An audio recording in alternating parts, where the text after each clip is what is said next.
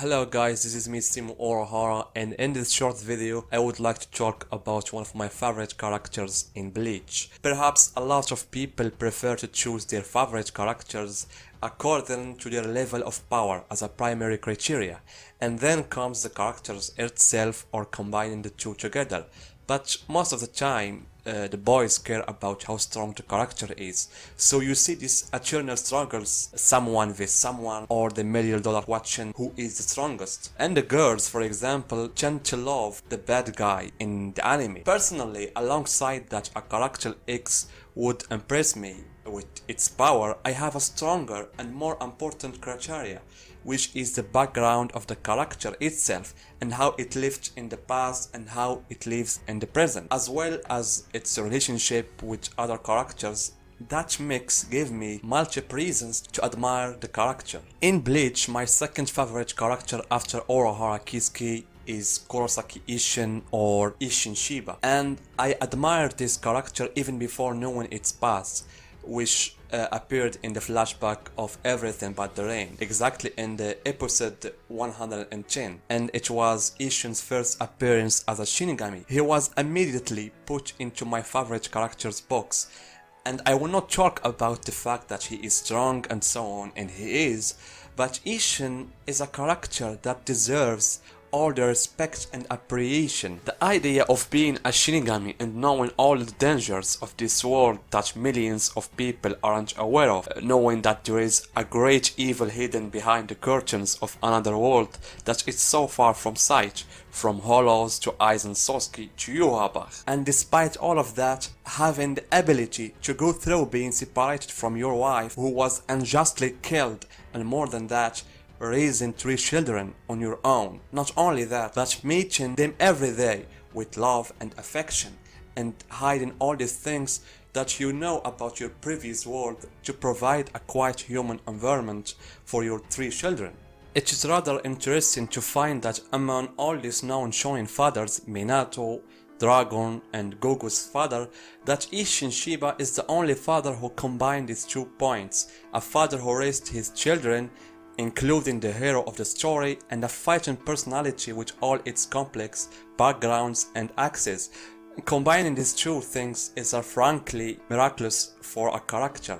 All this without mentioning that before all this, he sacrificed everything to save Masaki.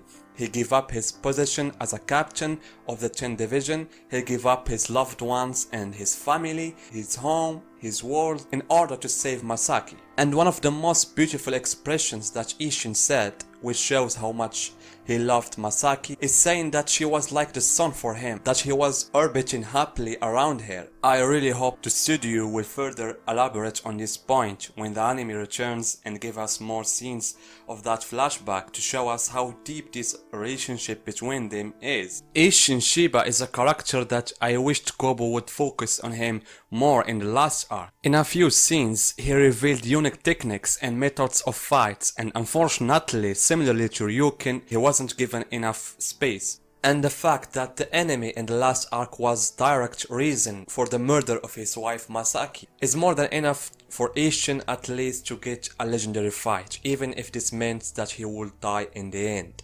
As long as we get to see the power of Isshin, especially when we talk about Isshin as a Shinigami and as a character in terms of power, only from his few combat scenes, Isshin surpassed many characters in terms of diversity of unique combat styles. When he faced Aizen with one finger stroke, he threw him away, and here in this scene his fight against the Hollow Shiro, he drank his blood and blew fire, as if he used the Katon no Jutsu in Naruto. I mean, these are only minor things Kobo showed us about Isshin. Imagine if he gave him a real fight in which he would use his Bankai. According to Aizen, Isshin should be in a really good body shape to release his Bankai, and there is no doubt that Isshin's Bankai is so strong that it requires for his body to be completely in a good state to withstand the pressure of his Bankai. Without mentioning the talk about the secret behind the resemblance of Isshin Zanpakuto Injutsu and his son Zanpakuto Zangetsu in terms of using the same technique Getsuga Tensho, and in a connection with this point, The case of Isshin in the final Getsuga Tensho, it's still a mystery. Did Isshin try to use it before? And if that was the case, against who? And how did he know about it? When we talk about Isshin, we talk about a character with many marvelous characteristics that could have pushed the story forward through uncovering its secrets. In the end, as I said, Isshin Shiba remains one of my favorite characters because of his unique personality that combined between the Shinigami Isshin, the captain, the human, and the father and the husband. In the end, guys, what do you think about this character, Shiba Isshin? Do you like it? And see you in my next video.